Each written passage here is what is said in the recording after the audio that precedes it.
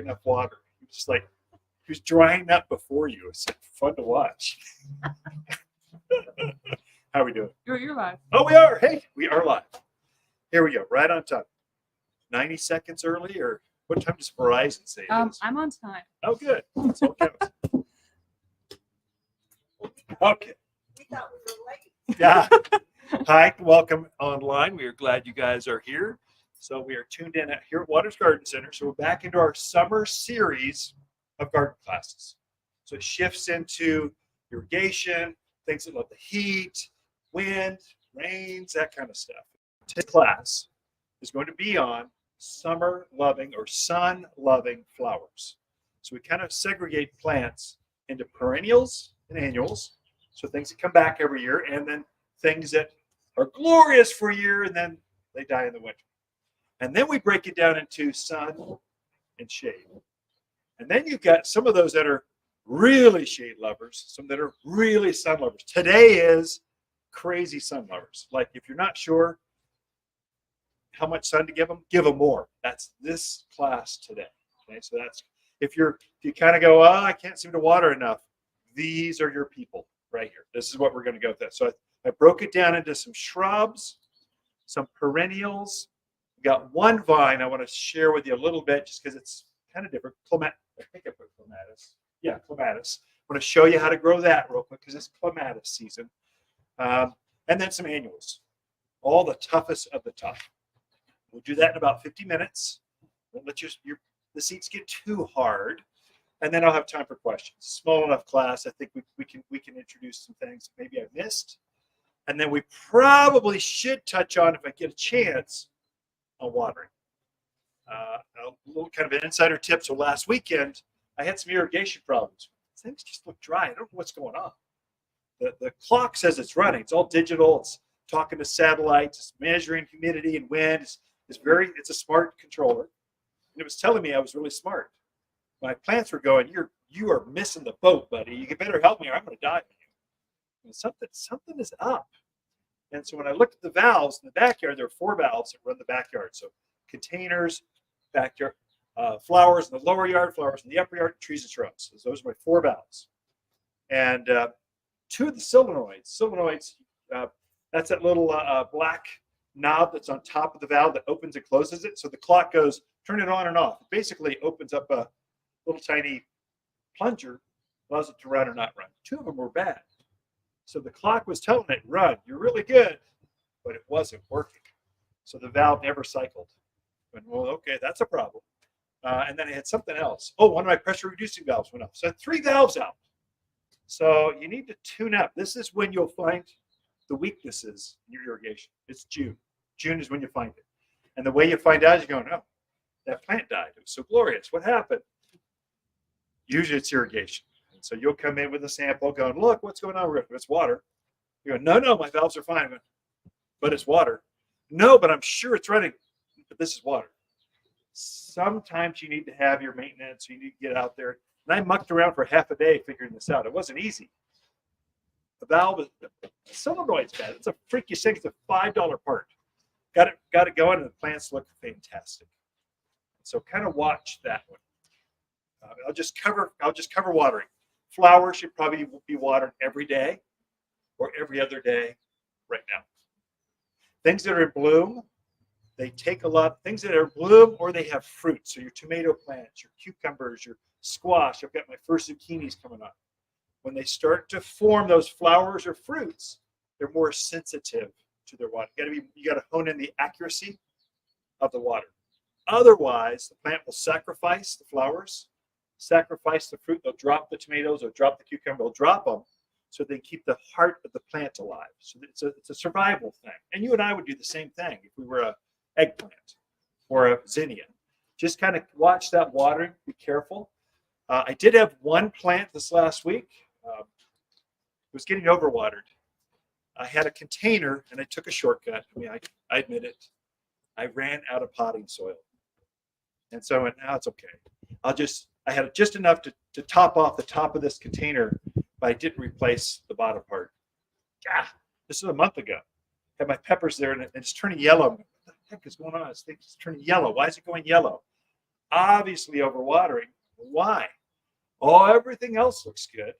Well, the bottom part I hadn't replaced. It had kind of clogged up and was basically plugged or corked, the drainage hole at the bottom. And so I just watered it, kept filling, and over a couple of weeks, it just was full of water. So then, okay, I don't want to replant. I'm going to try to, and I'm a gardener, so I'm trying to nurse this plant along because it's a living, breathing thing. So I want to see if I can resurrect it. So I took a big screwdriver, just poked it to the bottom of the hole, went like this, gave it a bottom lobotomy, opened up the drainage, and it drained like that. Today it looks better. That was yesterday. Or one day, it already looks better. So I think it's going to turn around, but it needs to turn around before my last pepper plant sells, because otherwise, I want to have time to swap it if I need to. It's my Anaheim pepper. It's my favorite pepper. I want big stuffing and put cheese and sausage in it. Oh, my mouth's watering thinking about it. Put it on the grill and enjoy. So watch those things. This is when you'll find the weaknesses. And for me, it was underwater and overwater in the same week. So you kind of watch that. Just kind of watch it. So every day for annuals, probably every day, every morning for your tomatoes. I've got tomatoes on right now. I've got squash on. Cucumbers starting to form. Tomatillos are going to be blockbuster. Oh my gosh! I don't know what I'm going to do with them all. I'll share them with friends. I'll bring them to the class. So it's when that starts to happen, you want to be a little more accurate with that watering. And they like to be watered in the morning. Like usually I'm like 4, 5, 6, 7, 8 o'clock in the morning. They're cycling through. I don't want to water in the afternoon or the evening because plants, if things are wet in the evening, up here it cools down so much. We're sleeping with the windows open right now. It's just beautiful. Did anyone else get that rain a couple nights ago? Where did that come from? That was like magical. Woke me up. Anyway, they don't want to be wet and humid, and you'll get leaf spot, mildews, and things happen.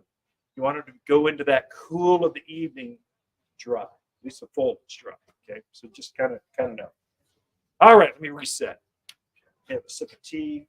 Why don't we start down this way and work this way? Have a rose lesson, a crepe myrtle lesson, clematis lesson. Kind of will tweak your game, get you better. Make you, whether you're a rose person or not, it'll be interesting. I promise. Maybe. Oh, flowers. Okay, so if you're from other areas and you've tried to grow roses, roses are complicated. Everywhere in the country except here. Roses love high altitude, bright days, and dry. That's what they love. They don't like low altitude, humid, gooey, wet. They're hard to dry because they get a lot of disease things that happen. They get mildew, leaf spots, all that kind of. We don't get that here. There's an aphid or thrip every once in the spring. Those are super easy to control if you know what to do.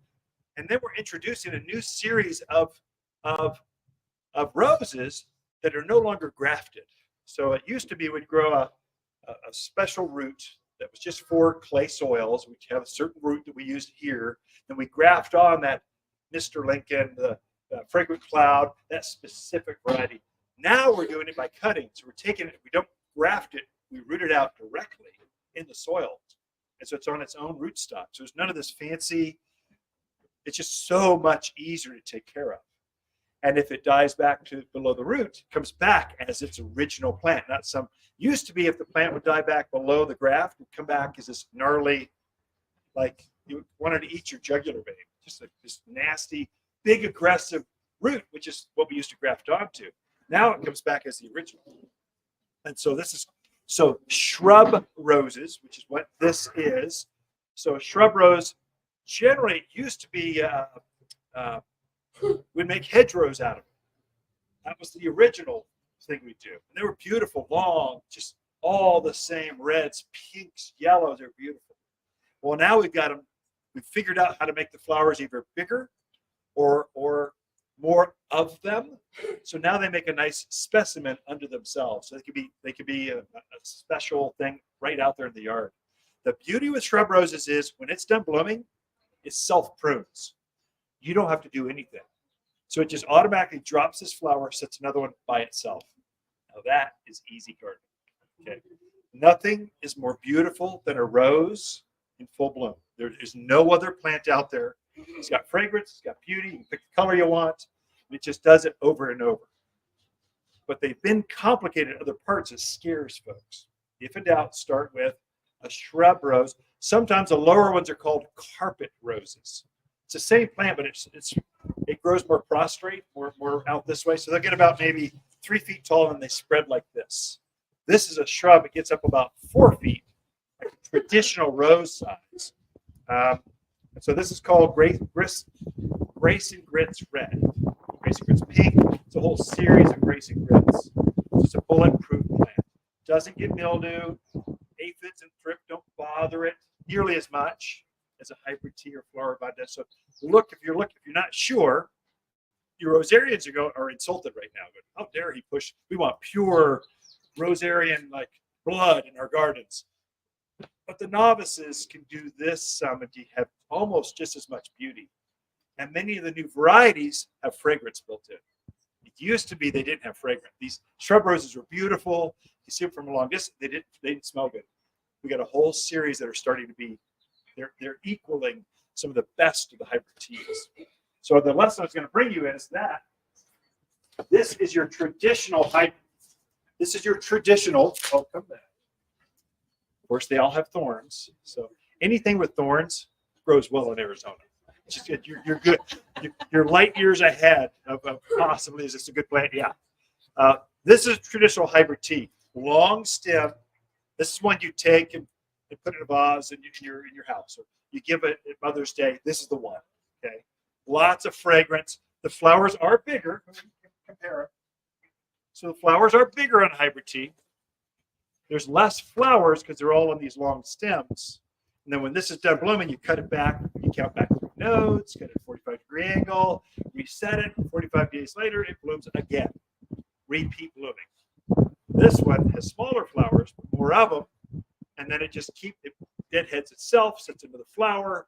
And then for mine, I've got some in containers. I've got several roses in containers. I like these varieties because I just kind of shear it off. Like in March, I just cut it back, shape it. I just kind of get it back proportionate to the container. That's all I do. Super, super easy. So that's it. This is what your grandparents grew. We've been growing these for decades. And it is a #1 seller. We sell more of these to folks. But I'm telling folks that like flowers, and maybe not sure about roses, consider the shrubs. Okay. And then you get, don't worry, I won't get you less. This falls over, snags you. You get the trees. So the tree roses, the difference is this is kind of artistry. If you're a horticulturalist, this is like, oh, I made this. Look what I made. It's got 2 grafts. We take the original hardy rootstock, we're grafting the trunk onto it, and it's got a second graft up here with the original, what we want this to be. So this is not natural. We don't grow it for years and prune it up. And no, we shortcut it. We just take a special graft, cut it back here. We make it grow. It's probably a 4 or 5-year-old plant. We just make it go that way. The beauty with this is an ornamental piece. So I use a lot of these in designs, and that this is glorious. And then you put some smaller flower things. I'll just quickly, what can I do? Did I get enough here? What color am I doing? So just put that at the bottom. Lobelia, alyssum, geraniums, and they just flow over the bottom, especially in containers or raised beds. You put this in the middle, you want flowers around it. Instantly, you've got like, wow, they're so good. They're such a gardener. It's pretty easy when you take something glorious, but if you put some color at the base, all of these things love bright sun. Roses need at least minimum 6 hours. The more hours of sun you give this, the more flowers you get. So I'd say minimum 6. The mistake people make, this is just called a tree rose. They come in different heights. I think I've had two heights, smaller, and comes short and tall. They're all the same. It's just what height was the graft. That's the only difference. The mistake people make with roses or some of these full sun flowers is they plant them early. Their house is new. They plant some trees, and things look really great for about 3 years. And then year 4, those things that love the sun, the trees are now big. the shrubs are grown up, and the sun plants start leaning out, trying to get out into more sun. And 5 or 6 years from now, they stop blooming. They look terrible. They start to look real thin and wispy because they just can't get enough sun. They need the sun to create all the sugars to make the flowers. So they're going to try to reach out to get what they need. So if you've got a mature landscape, you probably might have to clean that up or remodel. That's why we remodel every few years, not just our kitchens, but our landscapes, because things mature and they get big. And the microclimates are redistributed in the yard. You have to reset sometimes. So you could possibly dig up that rose and put it out where it's under more sunshine. If you've ever tried to dig up a rose or a well-established plant, the roots go down to, I think, China. I mean, they're almost impossible to dig out. It's too laborious. For $40, I could just plant a new one, or I could spend 2 days trying to dig this one out. I think plus I got a new chainsaw. I think I'll just start over with a new collar. I think we need to reset that sometimes. And that's when those trees grow and mature. But we also tend to overplant a little bit when the house is new. Because we're barren. It's like a lunar landscape. They spread the rock out for us, gave us a boulder and a tree, and it just needs a little bit more. And so we tend to go through and accessorize some. And then we need to thin some of that out sometimes. As it finally fills in, we go up. I like this one more than you. You're gone. And so we need to maybe remodel some of that, redistribute our landscapes. Especially the sun lovers. You could tell when they need more sun, they stop blooming here. They're blooming over here. They're trying to reach out. Kind of tell, oh, time to move the Shasta daisies over here. Okay, that was a rose lesson. You've got shrub roses. Traditional, probably over half of these are hybrid teas because rosarians collect roses. We love you, rosarians. You can't have one, you've got to have 20. So you just kind of collect. Those are for you. But for everyone else, we've got the shrub roses, the carpet roses, some of the easier to care. Or we'd like to convert you over to rosarian. So you're buying 20 of them, not just 3. So you collect these things because nothing blooms like them. Here, if you're from the Midwest, we do not treat them the same. We just leave them out there. They have to care for themselves through winter. If you're from Minnesota or Michigan or Ohio, you cut them back in the fall. You put cages around them. You put leaf litter and try to insulate them. It's very laborious. We don't do that here. We're so mild, they just go right through and come back. We trim them up in the spring and fertilize when they start to bloom, starting in April and nonstop into November, really, until Thanksgiving. All right, that was the lesson there. Here we'll go with number 1. Summer, we'll go shrubs first. Everyone's been clamoring for these for over a month now because there's no better shrub for the sun here in the mountains of Arizona than crepe myrtle. So this is a crepe myrtle. Now, these guys are late to wake up, so they look kind of scraggly. When lilacs are in full bloom, these are just starting to think about leafing out. These guys love to be in the 90s. They're like a lizard. They want to curl up on a rock, warm up, and just go, ah. So some of you are like that. You just love the summer. I love the summer. It's my favorite season. I don't like spring, mainly because I work so hard. And it's windy and it's cold at night. You never know what it's going to do. In the summer, it's always going to be toasty warm, cool at night. These guys are the same. They love that. Different colors. Let's see. I've got whatever this color is. God only gave me 7 crayons in my box. What is that? Purple, pink? What is that, ladies? I don't know. I don't know. This one's pink. I know that. Bubblegum? Fuchsia. Fuchsia. There we go. Fuchsia. See, I don't even know. Could not pick that out of the lineup. So full sun, minimum, I would say 6 hours. Really, probably more than that. This one's going to be for that ridge line. It's windy and hot. Oh my gosh. The dog starts to vaporize as you take him out to the driveway just to pee, come back. It's like, oh my God, we need to go hydrate. This guy's going to go, I'm loving this. This is where it does well. Here's the caveat. You never see crepe myrtle trees. You folks from the South, Texas, you love your crepe myrtle trees. I want a tree. I want a crepe myrtle tree. Well, honey, you can't have that here. What happens is they reset underground. They act like a true perennial about every 3 or 4 years, and they reset underground. They'll hibernate. So we get a real cold snap, and it kills off all the top. And it's going to have to come back fresh from the base. And so we have lots and lots of crepe myrtle bushes here. So they're all kind of about this tall, this big, and that's the reason that we have bushes, not trees. So if you want a tree, there's better things.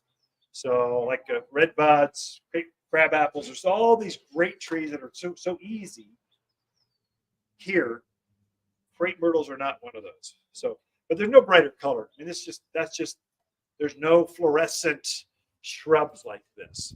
I wish they smelled good, but they just look good. They're not like a lilac. Lilacs have a little faded, a little lighter purple color to them, but boy, do they smell good. My goodness. I brought this one. Now we have a lot of crepe myrtles here. There's one out there that's got purple foliage. Really, as a designer, I use that purple, not for the flowers. The foliage is such a great contrast against some of the other plants. It's really great. The purple with the golds, that kind of stuff, or cream-colored foliage. Oh, so easy to design. Again, the same thing. This has been grafted twice, much like the rose tree. So this one you'd use in a container, out in that courtyard. This is an accent piece. You're drawn to it and just go, oh, what is that? Because it's so unusual. It's in a natural form, the way that it grows. But this one would love 8, 10, 12. It would like 24/7 sun. It would like that. You're going to water it probably a couple times a week. If you're going to kill this, it'll be from overwatering. It likes to go dry. It likes the hot. That's where this guy grows. So this is just crepe myrtle tree. Yeah. All right. A couple other shrubs. Then we'll kind of move down to the perennials. It's probably my favorite pollinator. If you're into bees, the bees are in trouble. We can help them. The bees are in trouble because we've leveled their natural habitat with houses up. They don't know what to do. Well, you can. It's super easy to help bring in the butterflies, the bees, pollen hummingbirds. And this is one of their favorites. This is called Coreopterus or false spirea. It goes by a couple names. Mine is probably very mature, 10 years old, about this big, perfect ball shape. I hardly ever do anything to it other than fertilize it. And it just does this consistently. Very long bloom cycle, but your pollinators, they love the color blue. There's something about blues and yellows are their favorite things, like a cue gun. This will be a good meal. Come over here. I know the plants are using it to go, hey, over here, pollinate me. And so they're drawing in it. So blues are just a natural thing. Your swallowtails, big, that's our state butterfly. Everyone thinks a monarch is. They're just passing through. Swallowtails are one of us. They stay here. They kind of they're here and they're bigger. They're showier. They got more personality. They love this particular plant. Again, full sun. I would say minimum 6 hours. You give it more, you have more flowers. Coreopterus. It is a deciduous plant. That is, it'll lose its leaves in the winter. Then it comes back fresh with new. Most of these plants that bloom like crazy. This out of the way. This one. I brought this only because you can see two types of flowers. This is the original.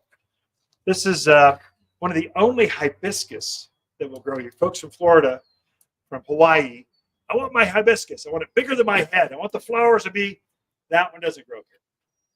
But this one does. This is called Rose of Sharon. It is a hibiscus, an actual hibiscus variety.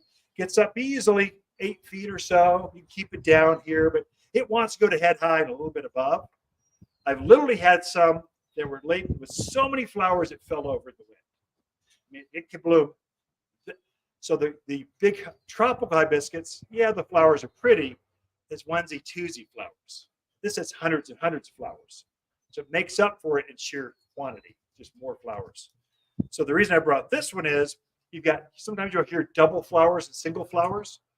You want to know what that is? Well, this is a single flower. So the petals are, it's got one layer of petals. It's called a single flower. This is a double flower.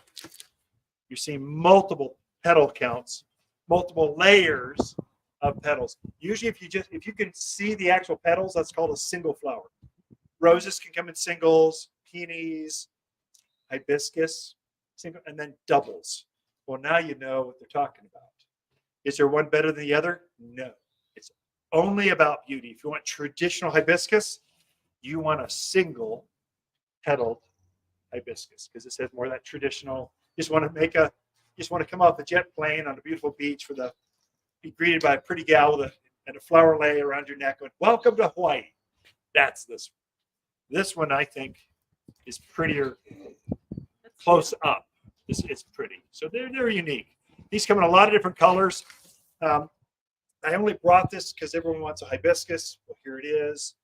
And then doubles and singles.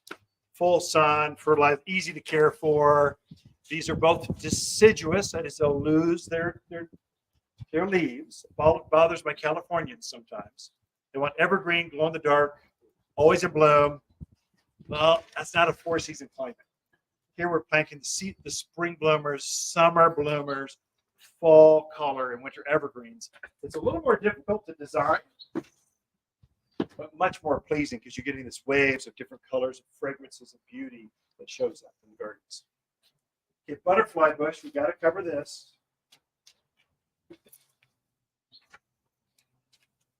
Butterflies.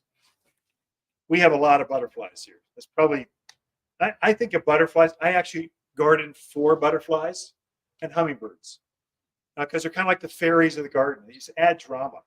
I don't like squirrels. You're probably going to have a short life. Chipmunks, rats, mice. You're not welcome. Butterflies, hummingbirds. I had a sparrow, a finch, came up, and I was sipping my coffee by the front yard, reading the paper, and came right up over my head and screamed at me. I mean, literally, it was obnoxious. I'm so glad you're here. Oh my gosh, yelling at me. Super, they're very loud when they're close up. And so that's a joy to me because it adds that fun factor to gardening.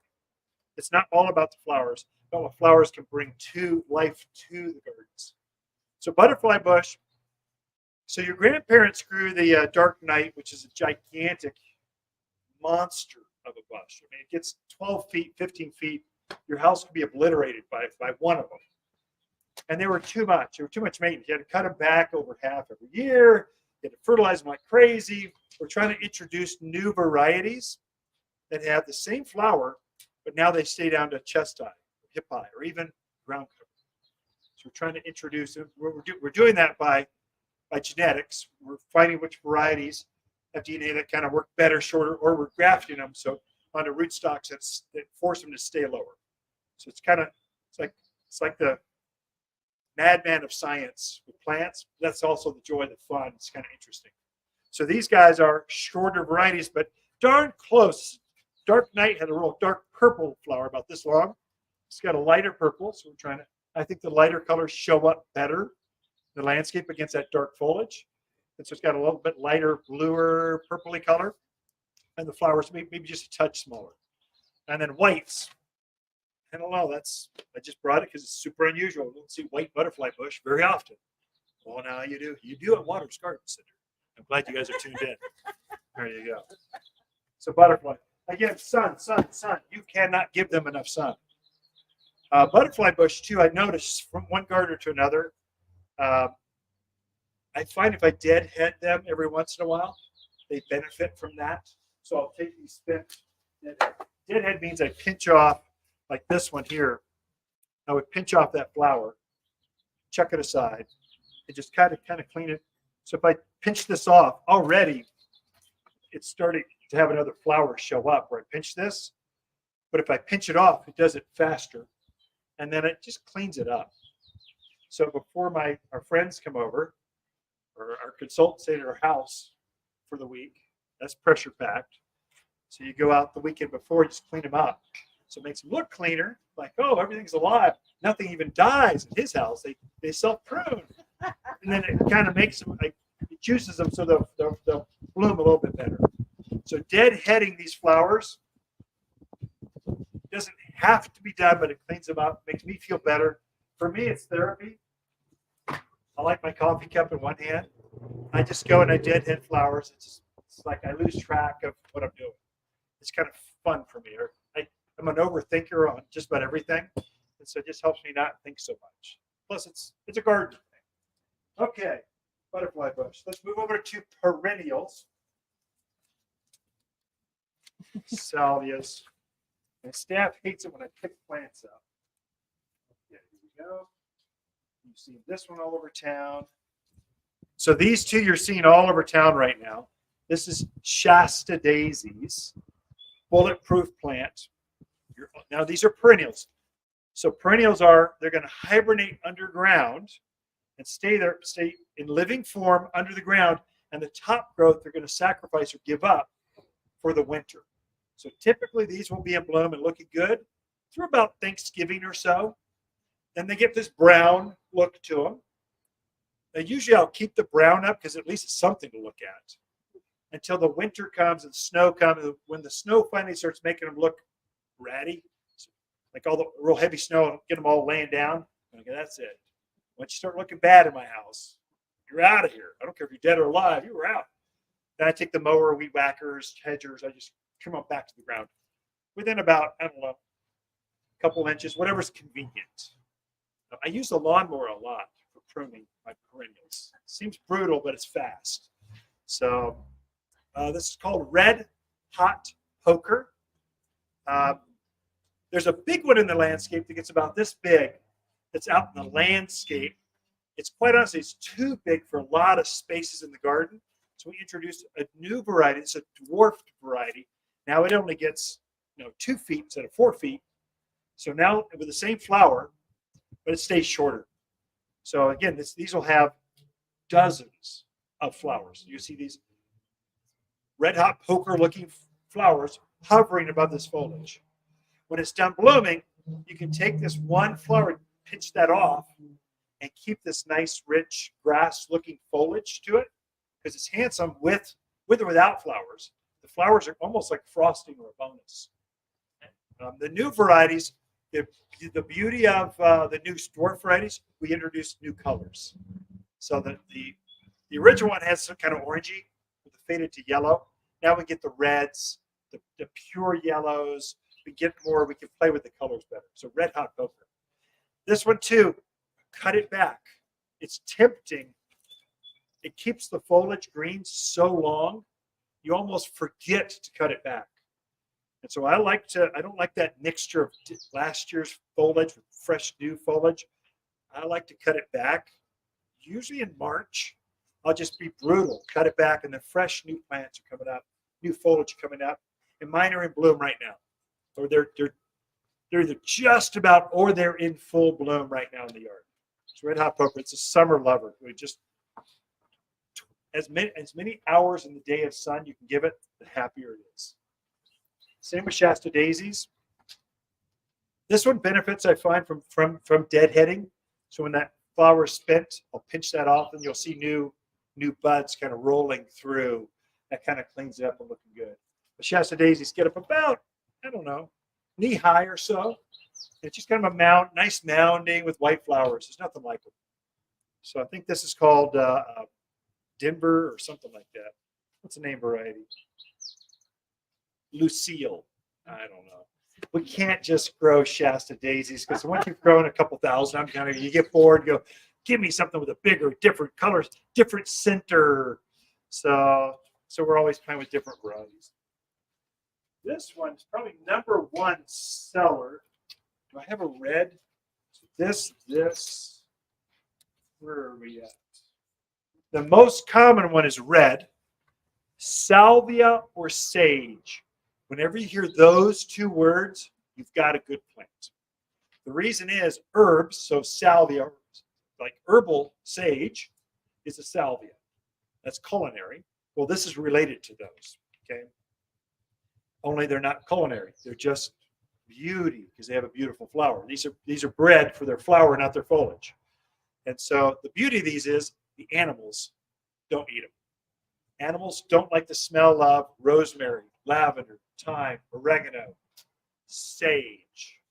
So it's a great plant. If you got javelina, I mean, they might bed on top of it just because it's soft and it's just, but they're not going to eat it.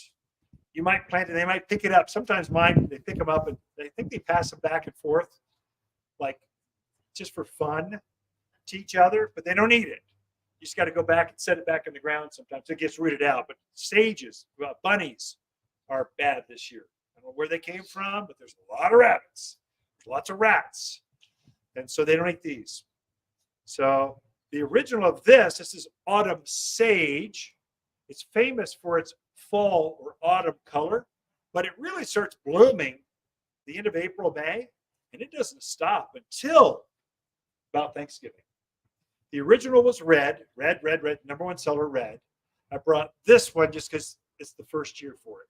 So last year we introduced a real purple. I think I should have brought you some examples. Sorry, they're down in the lower perennial house. You can go look for them yourself. They made red, then they came up with hot lips, which is a white. It looks like fairies have taken lipstick on the front edge of the flowers. So it looks like they've been dated, kind of like just beautified with lipstick. And then they came out with purple, dark night purple. And then this is blue. Cool, pale blue. Okay, I didn't develop this one. I didn't come up with a name. We probably could come up with a better name than cool blue, but it's kind of cool. So just a different, unusual one. So I planted this one this year in a container, mainly because we're trying to draw butterflies and hummingbirds into our yard. And it's new. I had to have one. I'm a gardener. I wanted one. And hummingbirds, this is one of their favorite flowers. It's got the shape of the flower, and they like the taste. For some reason, they like the taste of this plant. They don't care what color. They just like the taste of this plant. So it gets up about, knee high or so, kind of ball shape, and it's covered with flowers. No deadheading required. It just does its own thing, and then it just keeps doing this over and over. This is related. You can see it's sort of got the same kind of flower, but it's got a longer tubular shape. Hummingbirds, they like this one. This is their favorite. So it's just another sage variety. Now, this one's a herbaceous perennial. That is, the foliage goes back to the branches. So it's kind of more like a shrub. So it stays intact. You don't put it right back to the ground. It will come back from the structure of last year's branches. I'll usually give it a haircut, but you don't cut back herbaceous perennial right back. This is actually traditional. This is going to die back right to the roots. You're going to cut it back with a weed whacker, mower, hedger, whatever, pruners, and it's going to come back fresh every year from the roots. So it's going to hibernate underground. So it's two types. I kind of look at them the same. They're both perennial. They come back every year. Okay? Full sun. I can't emphasize enough. If you make a mistake, it'll be from too little sun and you overwater these. So mine, I put this one in, and I put a saucer. So I like to, it's just me. So we're going to dry, because I think it's 20% humidity right now. You can kind of feel it. I'm big into putting saucers underneath my containers, and I'll water till. So I fill up the container with soil right to the bottom, then I put a saucer underneath it, and I'll water it till that saucer fills up with water. So I've created a self-watering pot, basically. And so when the heat of the day, I think it was 100 one day or 2 days this week, when it gets real hot, that plant, when it needs water, it will wick that water back up to itself, to the root structure. I did that for this plant. It did not like that. I had to take the saucer off. You could tell it was getting some yellow on the inside of the leaves. What is wrong with you? Come on, you should be loving this. Look, it looks dainty. No, it's drought hardy, rock solid, heat loving plant. Took the saucer off, greened right up, went back into bloom, and it was happy as can be. So you got to monitor your flowers, a little play with them. So it's called gardening. These are living, breathing things. They're not puppy dogs, but to gardeners they are. So you kind of help them do better. All right. This one is a I just love this plant. This is Gara, Gaure, Gara, Guara. Gara. There's no alternate name. It's kind of a gardener's plant. It's not a common one. But Gara, I love it because it adds drama to the landscape. The foliage only gets this big, just ankle high or so, but the flowers always hover up 18, 24 inches above. Comes in pinks and whites, basically. Hummingbirds like this, butterflies like it, and it likes full sun.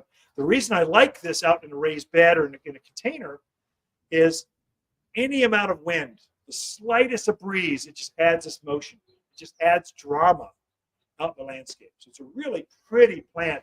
And then I can put things like darker plants behind it. This is so light and airy, I can have the drama, and then I can still see the landscape behind it, yet they both take full sun. So now it's easier to layer. Sometimes these plants are these longer flowers. It's kind of fun to layer. It's easier to layer the landscapes. We always think small to medium to tall, kind of birthday. It's a birthday cake display. That's basic design. Well, now I can have something tall in front. Kind of goes, look at me, look at me. She just looks pretty. She's showing off right here. But Gara is a bulletproof plant. Again, true perennial. It'll die back to the ground and come back fresh. And so these are full to get about this big around, kind of this shaped every summer. So good plant. Pinks and whites. I wish we had it in red, or some purples, some yellows. But sometimes it's hard to finagle when some plants don't want you to change your DNA that way. You can't crossbreed them. They're just going to go, I am white or pink. Choose. I'm not going to glow in the dark for you. Eventually, we'll get her to do that. Eventually. Javelina, leave him alone. I have had a deer and had them eat back the flowers sometimes. I don't know if that's drought related. Generally, they leave them alone. That's why we never use the word proof. We go resistive, because most of the herds read the list, but not all of them. And I think that's environmental. Sometimes when if they're migrating, the herds kind of move. I think sometimes they eat stuff just because they're bored. I've had enough Pringles. I probably shouldn't eat the rest of them, but I'm just bored. I'm gonna go for it. Sometimes I'll do that. This one they do not eat for sure. This is verbena. This is a great rock garden. If you've got a front edge of your raised bed, you want something to flow over, and you just keep killing stuff because you can't keep it watered. This is your plant. So low front edge of containers flowing over with purple, nonstop, bright as purple, easy care, no deadheading, does this nonstop all through summer and early fall. And then purples, the great thing about purples, it's got this great dark foliage, but you mix them with lighter colors. Purple and gold. You put these two together, this is design. This is easy design in a perennial bed. So this is yarrow. Yarrow is a native. Comes a lot of color. The yellow one is the native one. And then we're introducing new colors like paprika. There's oranges, reds, basically yellows with some red splashes, but they're all yarrow, all the same. Sun loving. Might have been in bloom for a month. And you'll never get one of these. You plant one of these, this turns into, mine is now, I don't know, 10 by 10. It's just spreading. It's a true wild flower. This is when I do take the lawnmower over it in usually March or so, just whack it right back to the ground. You might use a weed whacker, or you might use just hedgers or pruners. What I really like is my 40-volt Roby hedger. It's got a blade on like this. Put my 40-volt on it, no cord. I'm famous for cutting the cord.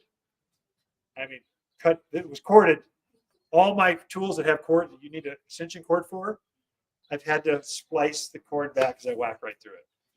This one, you don't. Battery operated is awesome. Just take it right there, whack it off, go done.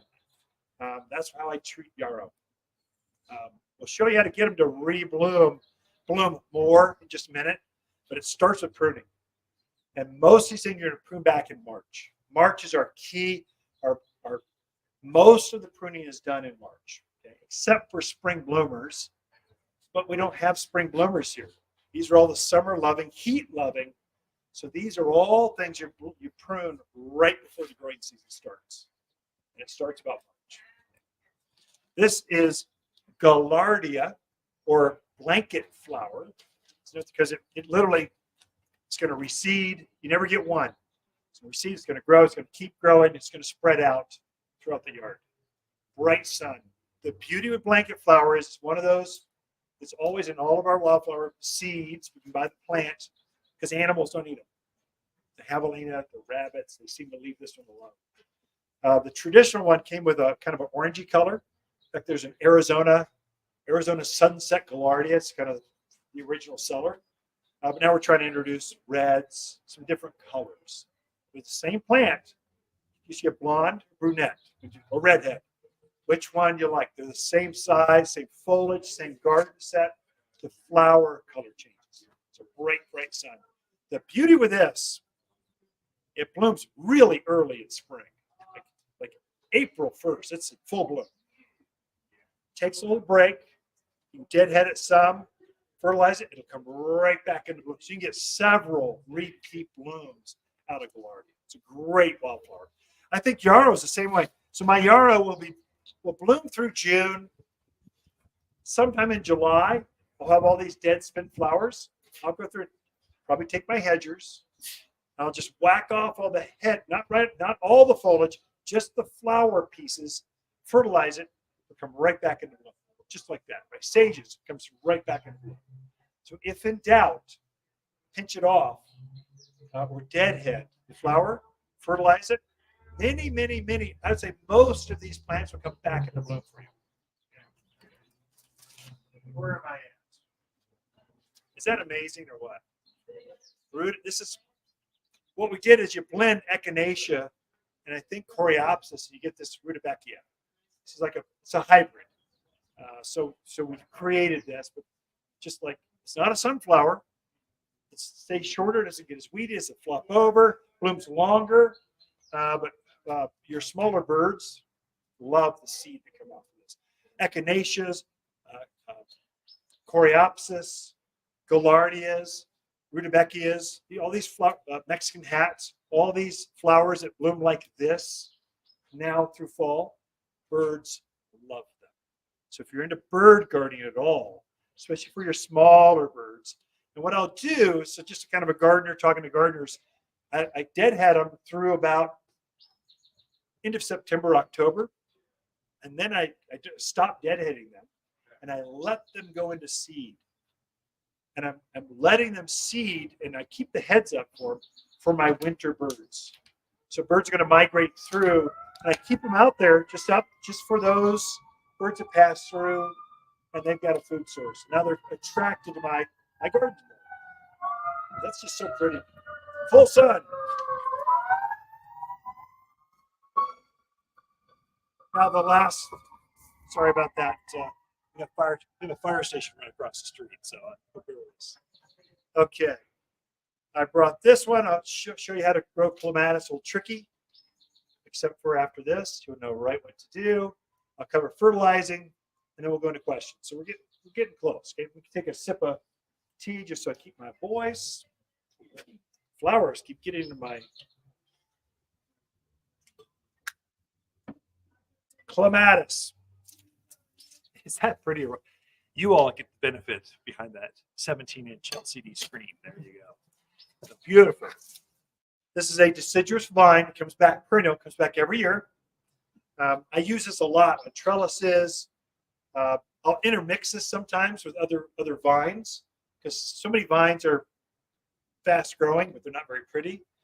This one's more beautiful than anything else. I just intermix so they're growing amongst each other, so the flowers pop through the other foliage. The secret of clematis, the top growth likes to be in the sun. The roots like to be in the shade. So that's a little tricky. So a fence line, you look at that going, oh, I put that on the north side, it grows up to the sun. That's what it loves. Or you've got a courtyard where it grows up to the shaded down here because it's covered patio, and then it grows up and it's on a trellis and it just shines. It blooms like this a long time. Or you simply mulch up the roots real heavy. The roots, it doesn't like the sun, the soil where its roots are to be sunburned. It doesn't like the sun to just roast that soil. So you mulch up with shredded cedar bark, an extra bag of water's compost, mulch, and that's the secret with growing clematis. Okay, this is really great clematis country, probably like roses. Other places have a hard time growing it.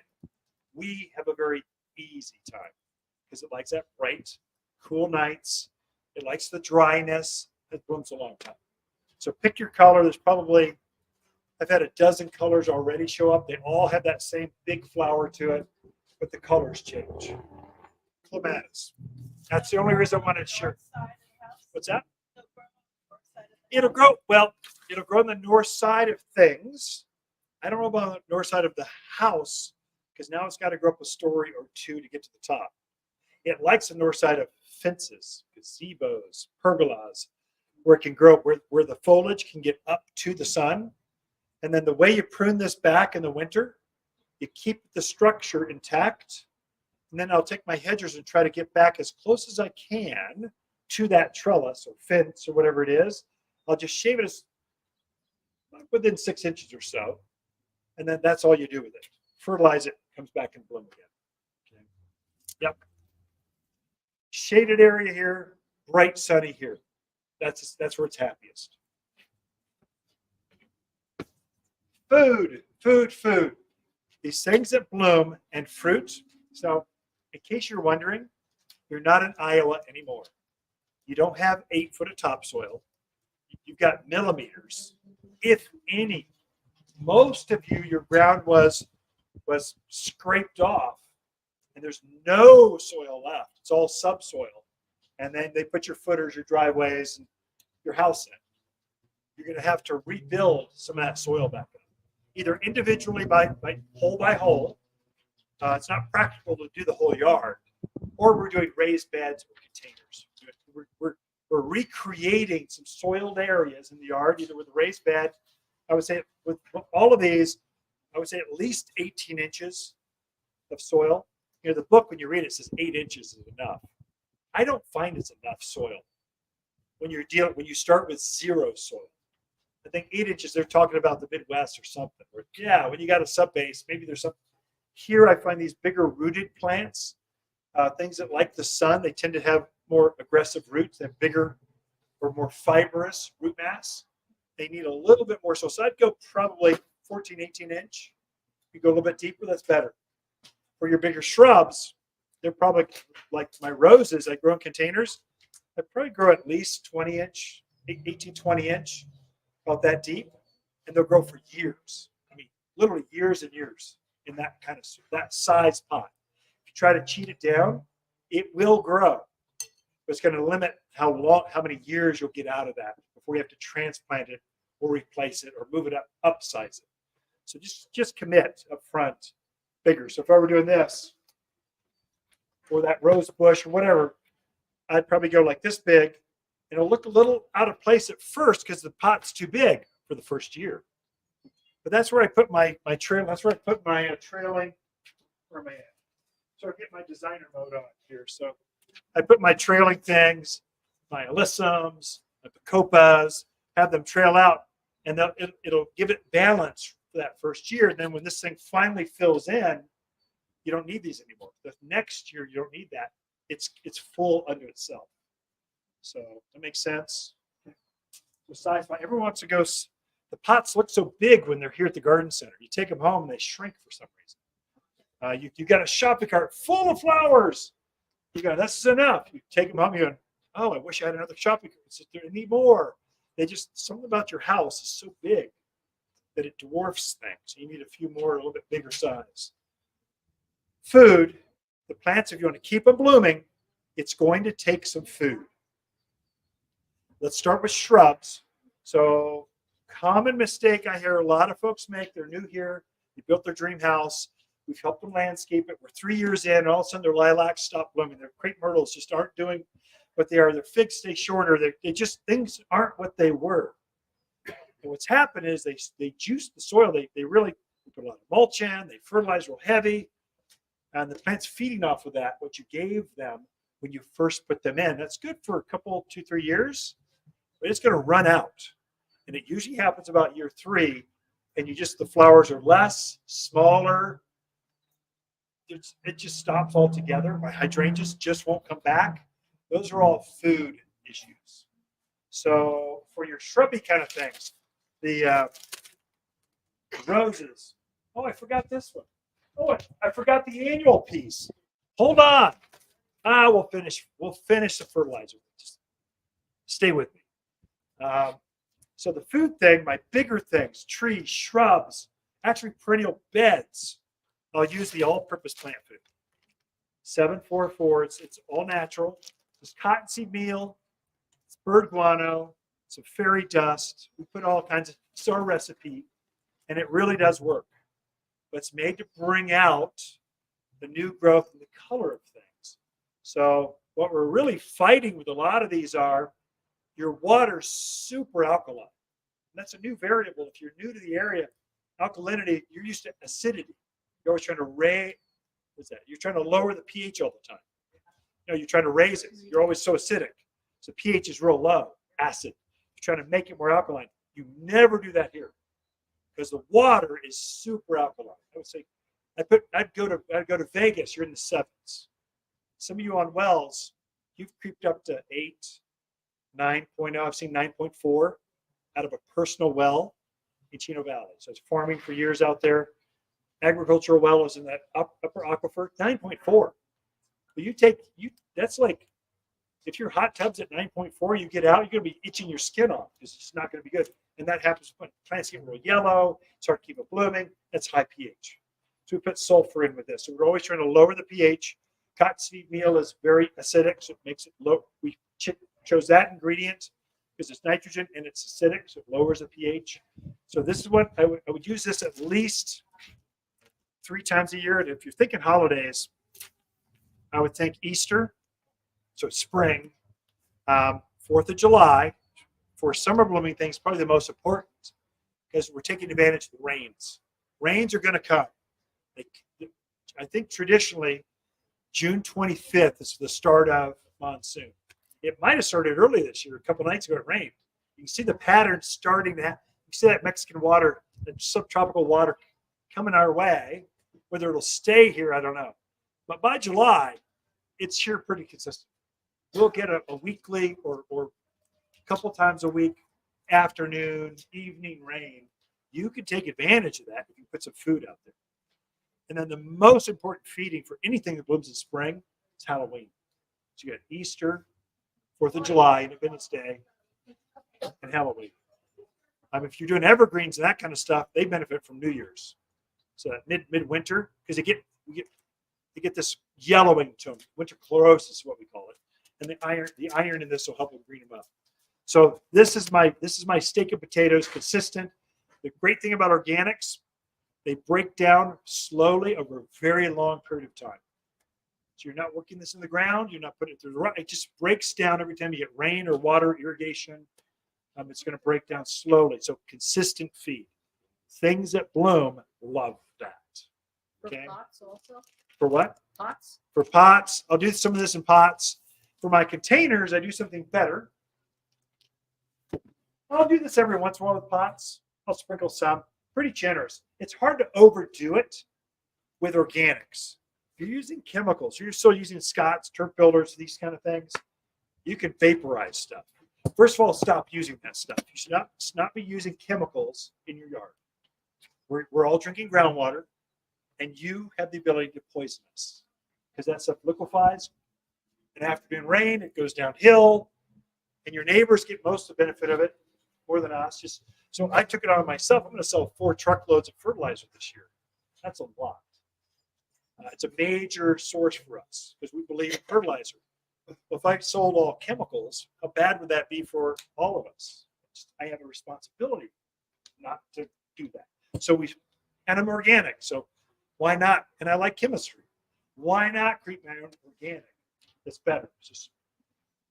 If it breaks down slower, the plant has time to pick it up more consistent. Most of these 21 00s, they're so liquid form. any kind of water breaks it down, it just flushes, and most of it goes to the root system before the plant can even pick it up. Organics are much more consistent. Now, with that being said, we had this problem that I was trying to solve. And all these men coming in here with kids in tow at Mother's Day, picking flowers for the gals, and they're hanging baskets. Right? A month ago, they're buying all these things, and it'd be June, and they would not be in bloom. I had all these folks going, like, stop blooming. What's going on? What's going on? I got to solve this. And so we were selling a boatload of Miracle Grow, boatload, truckloads of Miracle Grow back then. That's another one. If you're using Miracle Grow, stop it. It's working against you. You use a salt-based fertilizer with a high mineral, high alkalinity water, it causes issues. So I had to get rid of that. We made flour. It's water soluble, so it's got a scoop. You add a scoop per gallon, just like Miracle Grow. It's water soluble, but it's 48% phosphorus. So nitrogen, phosphorus, potash. Nitrogen's green growth, leaves. Phosphorus is fruits and flowers. If you want more of that, give it that middle number. 48% was as high as I could go with and still keep it liquid. After that, starts to drop out, settle on the bottom. Here I could keep it liquid. And then potash, that's mainly going to be for disease resistance, the thickness of the leaf, the sturdiness of the stem. That's what that last number is for. We don't need a lot of that here because all the mountaintops you see around us, like Thumb Butte, Glassford Hill, even San Francisco Peaks, these are old volcanoes. So all that ash that was around that core has settled, and we're now gardening in all that ash. Mainly that's why we never tell you use the ash, the fireplace ash or your grill ash. We don't say spread that. I'll spread it every once in a while in my yard where I never want things to grow again. The driveway, the fence line, that's where I spread it. Because you just change a pH and you make it where nothing can grow. It just pushes the pH so high because we naturally have ash in our soil already.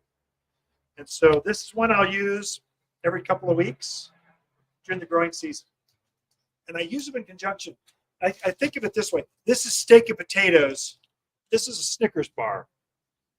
Or my snack. This is my Twinkie. This is my apple pie. But this is what really keeps me going. This is what brings out the flowers.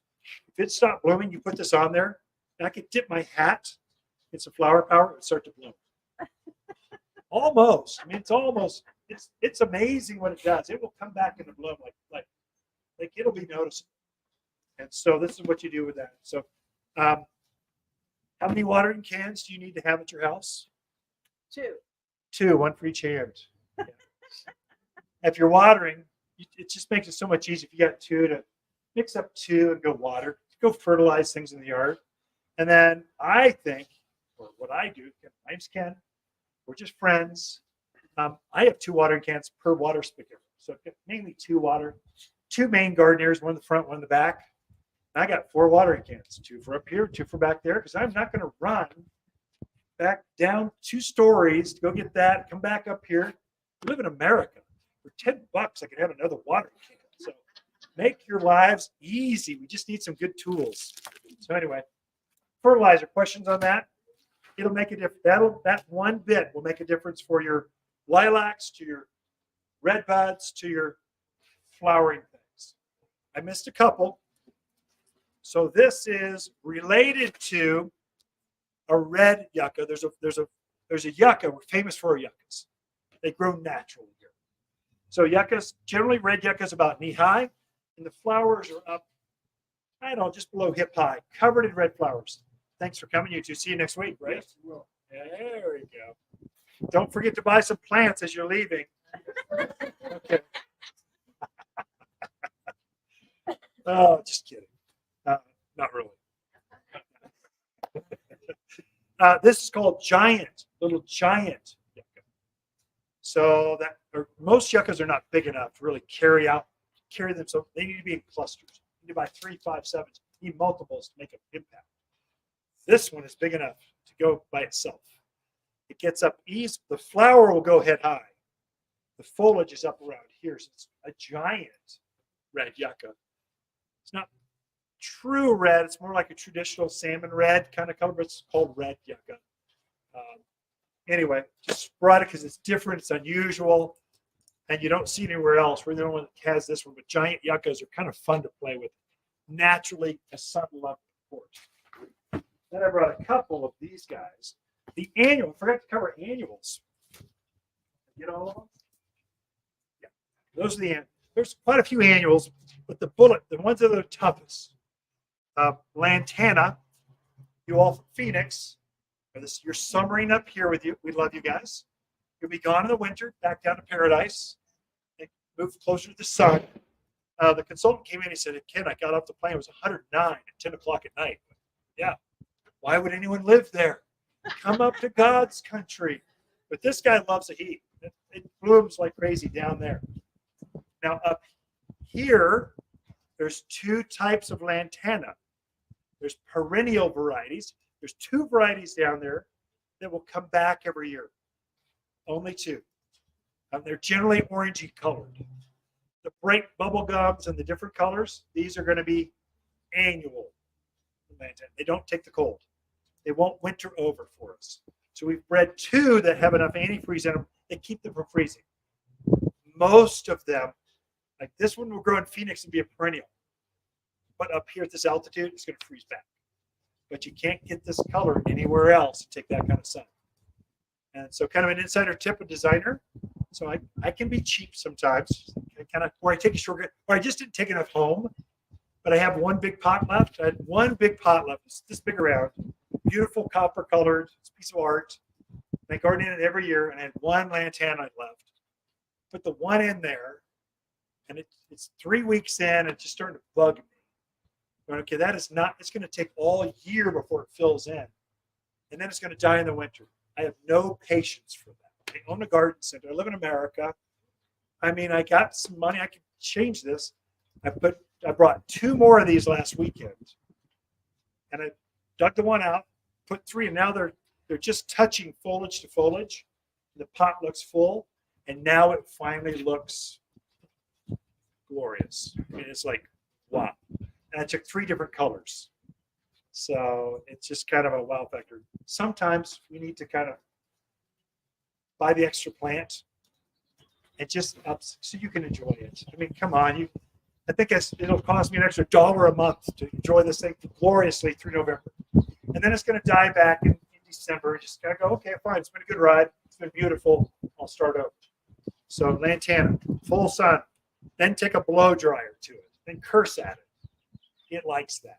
Asphalt surrounded by it. Give it by rock radiation. Put it next to a heat wall where it just radiates heat. That's where lantana grows. This one is a butterfly haven. This is called Penta. I wish we could get this to bloom a little earlier, like in the peak of spring. You don't only find this available in the summer. I wish we could have some in the spring, but it just doesn't like it. Likes the heat. It wants it to be hot before it starts to grow. So Pentas come in pinks and whites and yellows and reds. I just brought one, but it's like a butterfly landing pad. They just love. They're all varieties. Pink ladies, monarchs. They're all going to love Pentas. Penta. This is as tall as it gets. Self prunes. Just does this nonstop until just after Halloween or so, and then it kind of vaporizes. And like as soon as it goes down to the 20s, it's out of here. There's no interest in cold. Then this one I brought, it's more of a shrub. You're seeing all around town, starting right now, this ball-shaped, knee-high ball-shaped shrub out in the yard. It's called Potentia, or if you're from the Midwest, Potentella. Pronounce it double L's. Potentella. That's this plant. So just yellow flowers, nonstop. And the reason we use it so much is because the deer, javelina don't eat it. It takes the full sun. We use it in commercial settings because it's so tough. Quite honestly, if you're planting this, a good plant, when it's young, make sure you water it correctly. When the roots are, it takes a year for the roots to get out. It's tough as nails once the roots get out. Kind of a wimp when it's just got this much roots. So it's an insider tip I can give you if you're growing Potentia.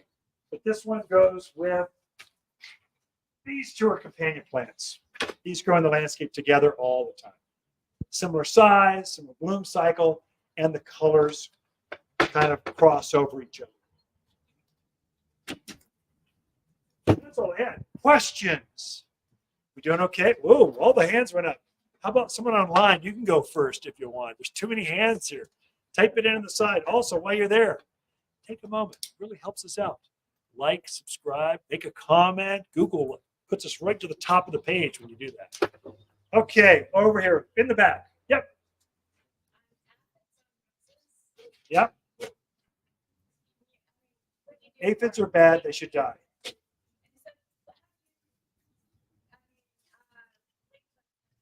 Oh, got you. How do you get rid of aphids? Aphids on roses are easy. Here's the insider tip. I'm an organic gardener. Mostly with my roses, I go off a little bit. I do as you blended. So I'm pruning them back in March. That's when you prune roses. Then I fertilize them with a rose food with systemic. That's a chemical with a bug killer added to it. The plant absorbs it and it taints that flower so they don't get in there. So that first set of flowers looks like someone's taken a Bic lighter to it. It gets black. Maybe sometimes they don't even open. Peonies are the same way. I'll do the same thing with peonies. So thrip get in there, aphids get in there, and they just suck the life out of it. That systemic, rose with systemic, there's a reason they make that because it really helps that first set of blossoms. After that, all remaining fertilizers with the all-purpose plant food. That's simple for it. They go organic. That first buds, it really makes a difference. We do have a spray down there. It's called Triple Action. It's called neem oil, N-E-E-M. If you're organic garden, you know what neem oil is. It's the greatest organic ever. It's always my first line of defense. In the vegetable garden, on my flowers, for me, for the dogs, I always go neem oil, Triple Action. That'll take out aphids like that. So kind of maybe spritz it with that every couple of weeks until you see the new growth coming out aphid free. Bless you. So that'll help you. When you see aphids, come see us. Right now we're seeing aphids, and you can tell because the foliage underneath has this wet, glossy look. There's only one bug that does that. That's aphids. You may not see the aphids, but you see the honeydew is what we call it. Honey, it's aphid poo. It settles down. So aphids, yeah. So there's rumors that it can burn the foliage in the hot sun. I have not found that to be the case. Now, with that being said, I'm careful. I generally spray in the morning anyway, because it's safer for me. It's less windy. And I can take that variable out. It's always pleasant in the morning. So spray in the morning. All things, spray in the morning. Especially oils. Any kind of oil, spray in the morning. That'll take. I've never burned if I spray in the morning. You'll be fine. You have a question over here. You doing okay? Question online. You guys doing okay? How about over here? Yep. Yeah.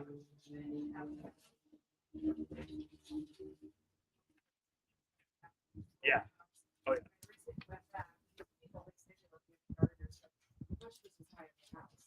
And I had two of them, and I love that. I love butterflies all day, every summer. So we have a new older house. Yes. We have a garden there, and we have so many pine trees that I couldn't even do it. So this is good place right now. I'm probably any of these. But last year when I got butterfly bushes for the new house in here, they said, "Oh, you have to get the dwarf ones." Well, I'm not liking those babies at all. They do get 6 hours of sun. They've never bloomed again. Do we have any dark nights out there? I use everything. Navajo blue. And even now, they still have yet to bloom. So you folks online, she loves a really big butterfly bush. So much so, she went on a rant for 2 minutes on how much she loves it. So we have dark night. Dark night's your one. I think that one in red. There's a red and a purple one. Those two get big, and they cycle through pretty regularly. So check on our website, top10plants.com. The inventory is shown off right there. When it hits a dock, we upload it. You can see or just show up. You want to get your plant fixed once a week. Just see when it shows up. We will ship plants regularly, right through October. And it's like every week, 2 trucks fill the place up. And so butterfly bush is a regular, and crepe myrtles in the summer. And that'll keep it. That'll get it blooming. Yeah, for sure. You're a sun issue. So not quite enough sun to make the photosynthesis, make the sugars, make it bloom. So you'll be a couple weeks later than everyone else because of sun. If you're fertilizing it, it'll bloom. Something else over here. Yeah. Fertilizer. So it's a dry powder that you're using, yes. Yes. And then are you just have the water right away?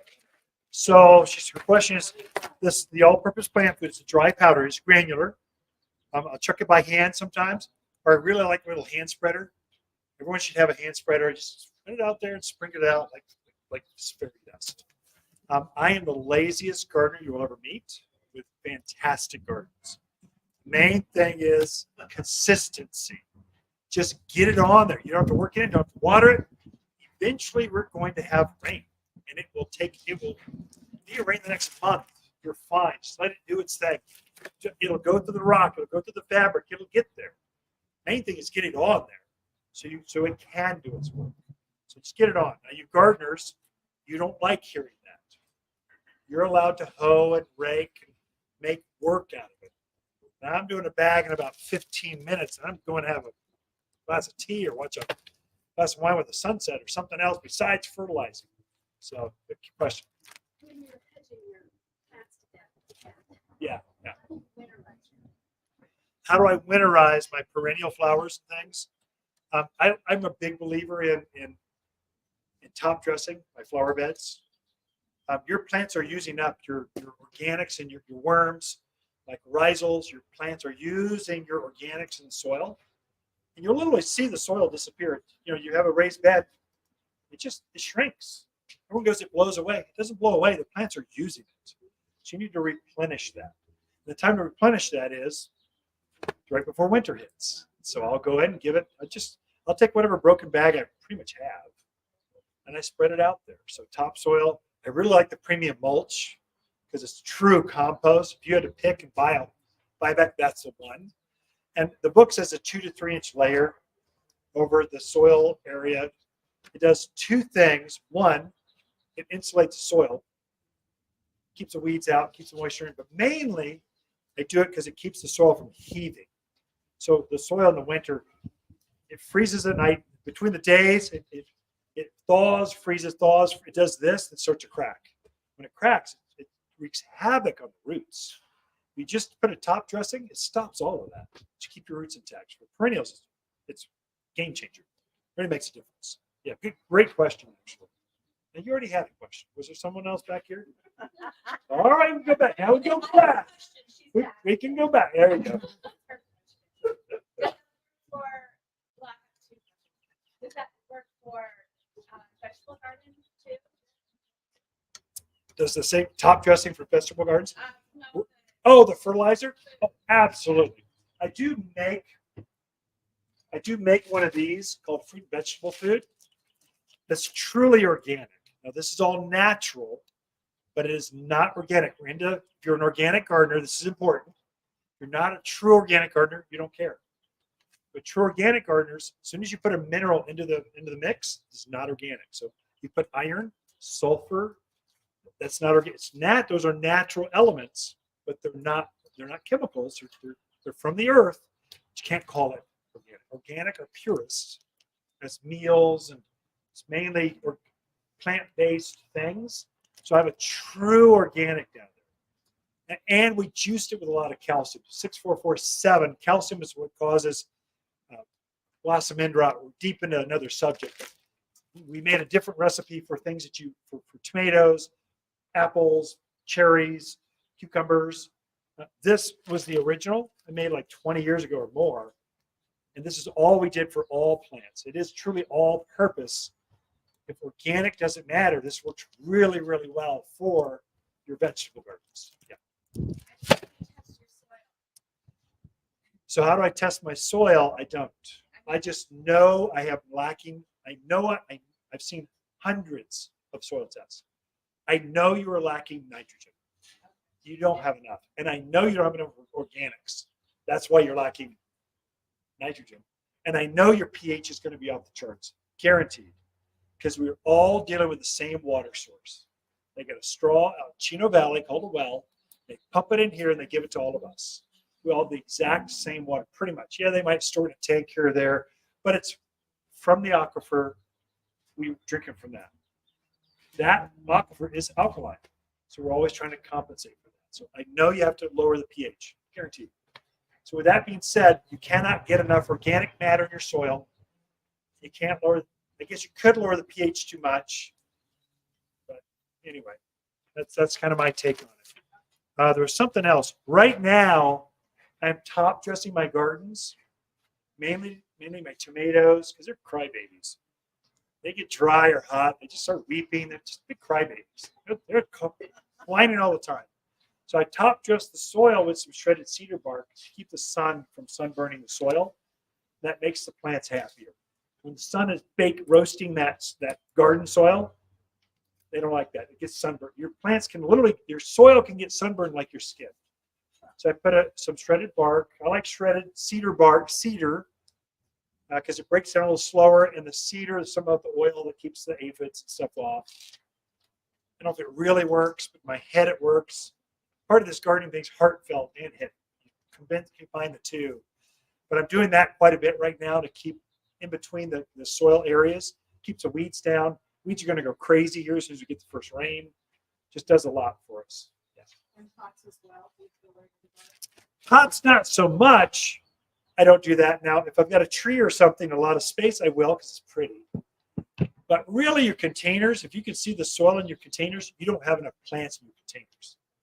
So usually, my containers are so full, the sun can't, this foliage is doing that for me. But where my cucumbers and my giant pumpkins and my bigger vegetable things, I got those spaced out a little more. And so there I'll put some sort of material. If you're a composter, compost could do that. I don't have enough I used it all up. So I'm taking a bag home and I just take a bag of shredded cedar bark and spread it. I'll use it from underneath my pumpkins, keep the foliage up. Use it underneath my potatoes to keep the sun off, but it also keeps the foliage off. Kind of, it's pretty. I don't know. So anyway, that's just what I do. You can do, just telling you some insider things that I'm doing right now. I think would make a difference, like immediately, to your plants' health. You'll see the plants talking to you right away. They'll go, "Oh, I'm happier." Yeah. 2 more questions, and then we'll cut it because we're an hour and 20 into this. Yeah. That sounds beautiful. Say it again out loud.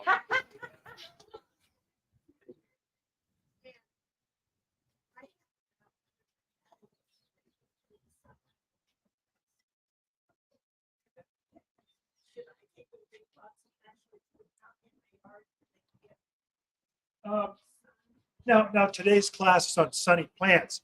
I have a whole section of nothing but shaded plants. So you put the pots, so containers should go because they're pieces of art. Most of them are beautiful. You put them where they look their best, and you plant accordingly. You don't move the plants where the plants grow best. Pots where the plants grow best. You move them because they're like pieces of art. And then you'll put a hydrangea if it's more shaded. You put daphne, which smells so good if it's shaded. If it's more sunny, you put roses. You put some of these things we're talking about. So with that, kind of just tell us where you're. Is it morning sun, afternoon? We'll try to figure out how much sun. Perfect.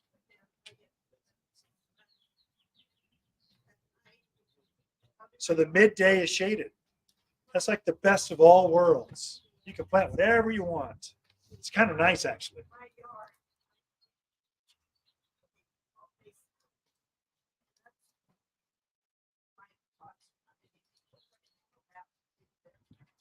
Yeah, gotcha. Okay. That's what. Talk to us offline. We can walk you through. We'll set you up with a horticulturalist. This is what we do for a living. We talk to gardeners and go and solve solutions. I've got this space, and if you take a picture, what I'm looking at with the picture, I don't care about your pot. I'm looking at other plants. What else is growing there? And I go, oh, for lilac, I'm looking at companion plants. I'm looking at shadows. How much? Oh, what time of the day is this? How much shadow is it? I'm trying to figure out. Is it midday sun or is it morning? Where's it at? And I'm also looking at companions because I know if a rose grows there, I know some other things grow there too. So a picture is worth 1,000 words. We're doing a lot more with it as designers than just your picture. So there's one last question over here. Yep. Is the Easter feeding early enough for wisteria? Yeah, Easter feeding. It is. So wisteria, is Easter feeding enough? So with the spring blooming things, the most important feeding, wisteria is spring blooming. It blooms before the foliage comes out. Is Halloween. Because it's going to use, so lilacs, forsythia, florquense, all those rhododendrons, azaleas, you can go right down the line. They benefit from that fall feeding. They're using that food to form the flower through winter to use to bloom in the spring. So it's important to use the spring one to replenish because it's a heavy feeder. With those big wisteria flowers on, it takes a lot. And then it's going to put all this foliage at 12-foot growth on. You probably want to be real regular feeding that wisteria. If you don't feed that one regularly, you have this beautiful big vine, no flowers. So that's kind of a classic. It's kind of like lilacs. It's like my big, beautiful bush, no flowers. But I remember my grandmother's lilac. I wanted it to be that. Regular feeding is so important. I can't emphasize it enough. You can't hardly do it enough. Okay, with that, I'll hang out as long as you want. You got a question?